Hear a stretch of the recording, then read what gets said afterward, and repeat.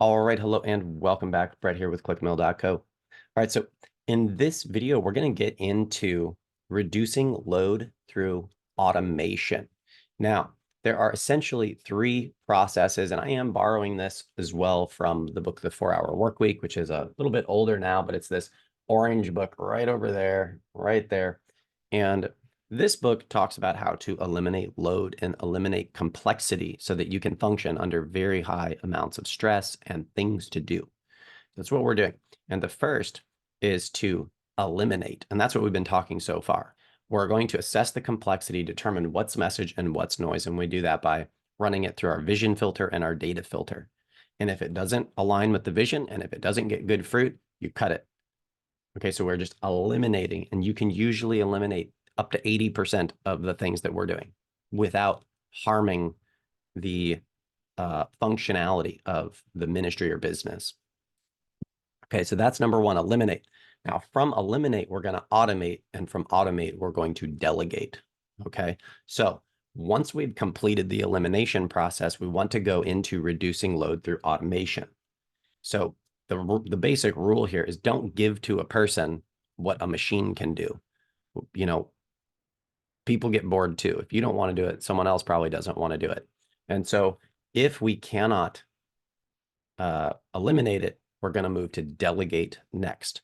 Okay, so, or excuse me, automate, not delegate. And when we eliminate, we're going to move to automate. And so in this video, we're going to talk about automating with software. So when we're talking, much of this is obvious, and you probably have much of this set up. When we're talking about communicating with large amounts of people, we don't want to be sending emails one by hand. We want to automate a system. We want to automate a texting system.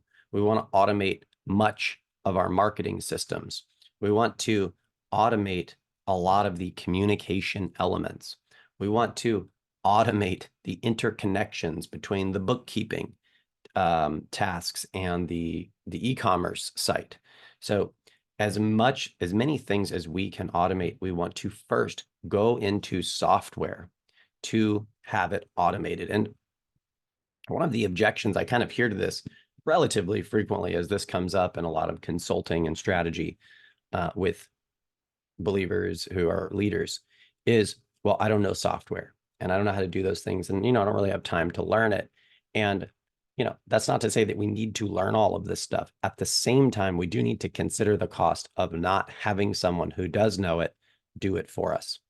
And what I mean by this is if you consider that something only takes you 1 hour a week,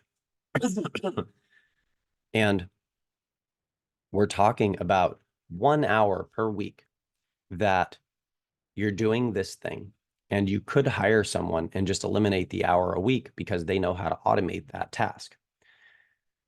And you say, well, it costs too much. It's $200 for an hour. It's $150 an hour. And they say it's going to take 4 hours. And what is that? That's almost $1,000. It's it's only an hour. Don't worry about it. And we're just going to hang on to it. That is not always the best call, because when it's the small things, it's the fly in the ointment. It's the small things that create the biggest problems.